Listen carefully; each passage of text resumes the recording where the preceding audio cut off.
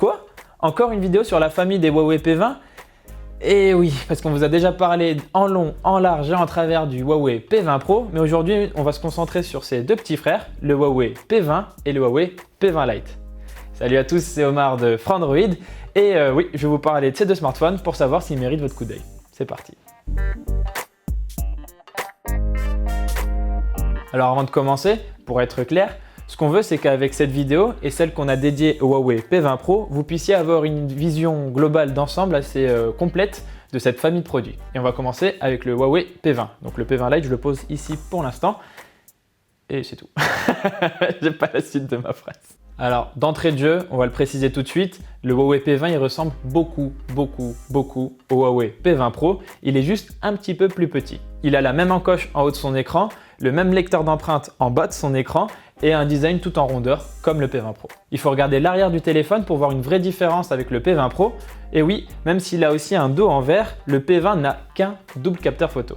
D'ailleurs, ici aussi, les objectifs du module photo sont placés en haut à gauche, à la verticale, et il y a le flash juste en dessous. On retient qu'il n'y a pas de port jack et qu'il faut recharger le téléphone via un port USB Type C. L'écran TFT LCD a un ratio de 18,7 neuvième avec une définition très exactement de 2244 x 1080 pixels. Ça reste du Full HD+, quoi. La diagonale, quant à elle, est de 5,8 pouces. Que dire de ce bon écran? Que dire de ce bon écran, mais il est bien. Alors, la qualité d'affichage de cet écran est vraiment top, hein. Il y a peu de défauts vraiment à lui trouver, si ce n'est que la température des couleurs elle est un petit peu trop froide, mais c'est pas vraiment un problème. D'une part parce que beaucoup d'utilisateurs se sont habitués à ce calibrage d'écran, et d'autre part, eh bien, c'est hyper facile de régler tout ça dans les paramètres du téléphone. À part ça, le contraste est plus que correct et la luminosité maximale est largement suffisante. On notera juste qu'en mode automatique, la luminosité peut mettre un petit peu trop de temps à s'adapter aux environnements faiblement éclairés. Autrement dit, des fois on peut être un petit peu ébloui pendant quelques secondes.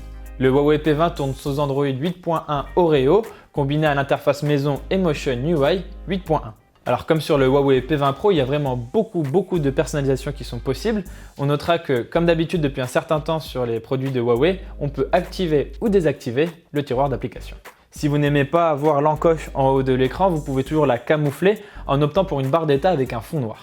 Alors il faut savoir aussi que l'espace gagné avec l'encoche ne sert pas à grand chose sur une vidéo que vous regardez à l'horizontale en 18 neuvième, puisque comme je l'ai dit, l'écran lui a un ratio de 18,7 neuvième. Donc il y a un petit espace noir qui reste même si vous mettez en plein écran. Alors sur ce point, il y a juste un tout petit problème, c'est que quand vous poussez la luminosité de votre écran à fond, eh bien en fait vous voyez la différence entre le noir de l'encoche et le noir de l'écran parce qu'il y a du rétroéclairage. Donc le noir n'est pas tout à fait noir. Sinon on peut aussi noter que le scanner d'empreinte, juste ici, peut servir de trackpad, ce qui veut dire que vous pouvez naviguer dans l'interface juste en utilisant le lecteur d'empreinte, ce qui est plutôt pratique si vous voulez faire disparaître les boutons de navigation logiciels. Et enfin, la reconnaissance faciale marche super bien, très efficace, très rapidement, mais toujours moins sécurisé que le lecteur d'empreinte. Notez aussi que l'espace de stockage interne est de 128 Go. Le double appareil photo du Huawei P20 n'est pas au même niveau que le triple capteur du Huawei P20 Pro, mais il reste très bien quand même. L'intelligence artificielle pour la photo que le smartphone embarque en local fait du très bon boulot. On a donc un double capteur photo de 12 mégapixels en RVB et de 20 mégapixels en monochrome.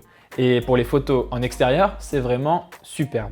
Et une bonne dynamique, de belles couleurs, vraiment très vives, peut-être même un petit peu trop. Et oui, l'appareil photo est un bel optimiste qui a tendance à voir la réalité un petit peu plus belle qu'elle ne l'est réellement. Donc il y a un petit effet surréaliste, mais ça reste quand même toujours très joli. Pour les photos en rapproché, l'effet est toujours au top. Le bokeh pourrait être un petit peu amélioré, mais la qualité reste vraiment très correcte. Pour les photos en intérieur, la dynamique est un petit peu moins bonne, mais les couleurs sont plus proches de la réalité. En faible luminosité, on sent vraiment que le téléphone voit mieux que l'œil humain. Alors c'est pas parfait, hein, parce qu'il y a encore un petit peu de bruit quand même parfois, mais ça reste quand même très satisfaisant. Le mode monochrome est très juste dans ses nuances de gris, tandis que le mode grande ouverture qui permet de créer des effets de flou net avant et après la prise de vue est vraiment très précis. Pour les amoureux du selfie, le capteur de 24 mégapixels à l'avant est vraiment très précis sur le visage. Et en plus de ça, vous trouverez des options qui permettent de simuler des éclairages studio pour s'amuser avec différents effets sur votre visage.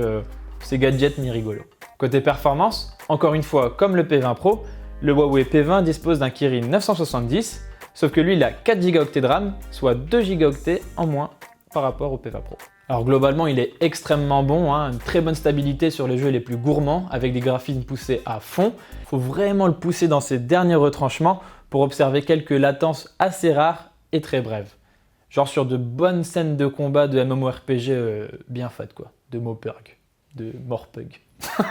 Malheureusement, le smartphone il chauffe un petit peu trop rapidement, mais la dissipation de chaleur elle reste très efficace, on se brûle jamais les doigts.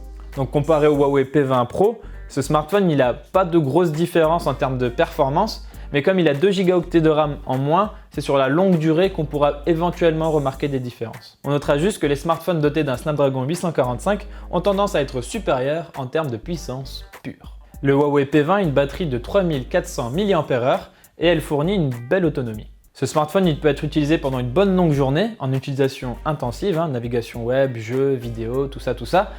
Et il tient plutôt bien la route. Et c'est vraiment ça, il tient plutôt bien la route sans impressionner vraiment, il n'est pas époustouflant quoi. Et la charge rapide dont il profite porte assez bien son nom puisqu'on peut passer de 10 à 90% en à peu près 1 heure. Donc gardez bien en tête tout ce que je vous ai dit sur le Huawei P20.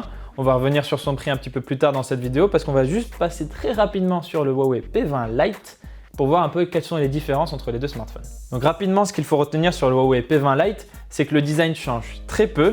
La grosse différence, c'est que le lecteur d'empreintes, qui était à l'avant sur les autres modèles, passe ici à l'arrière.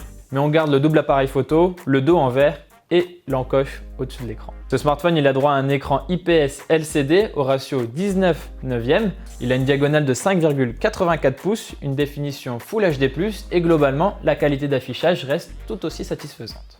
On commence à arriver sur les points qui fâchent un petit peu. Le téléphone profite d'Emotion UI 8.0 et à l'utilisation quotidienne, on remarque par-ci, par-là des petites latences qui n'augurent rien de très bon pour la suite. Pour la photo, on a le droit à un double capteur de 16 et 2 mégapixels. On obtient de belles couleurs, mais le niveau de détail est un petit peu trop juste, surtout en faible luminosité où il y a quand même pas mal de bruit. Pour les performances, il faudra compter sur un Kirin 659, donc c'est du milieu de gamme, avec 4 Go de RAM. Alors clairement, ce smartphone ne vise pas la puissance à tout prix, il conviendra à la majorité, à très grande majorité des usages, mais on a quand même une petite critique. Et oui, ce qui est dommage, c'est que ce smartphone ne propose pas grand chose de plus en termes de performance par rapport à d'autres modèles de Huawei ou de Honor qui coûtent quand même bien moins cher. La batterie a une capacité de 3000 mAh, c'est très correct, c'est pas époustouflant, c'est pas impressionnant, mais ça ne déçoit pas. Quant à la recharge rapide, elle n'est pas incroyable, mais elle dépanne bien. Donc voilà, ce smartphone il est loin d'être mauvais, mais c'est juste qu'on pense qu'il serait mieux de se tourner vers le Huawei P Smart ou le Honor 9 Lite qui proposent des choses très similaires pour des prix plus attractifs. Voilà, c'est tout ce qu'il y avait à dire sur le Huawei P20 et le Huawei P20 Lite. On terminera juste en disant que le Huawei P20 coûte 649 € et le P20 Lite 369 €, mais il y a déjà des promotions que vous pouvez trouver qui le font descendre de plusieurs dizaines d'euros. On a dit tout ce qu'il fallait sur la famille des Huawei P20, à vous maintenant de faire votre choix en fonction de votre budget et de vos préférences. Moi je vous dis à très vite dans une prochaine vidéo sur Frandroid.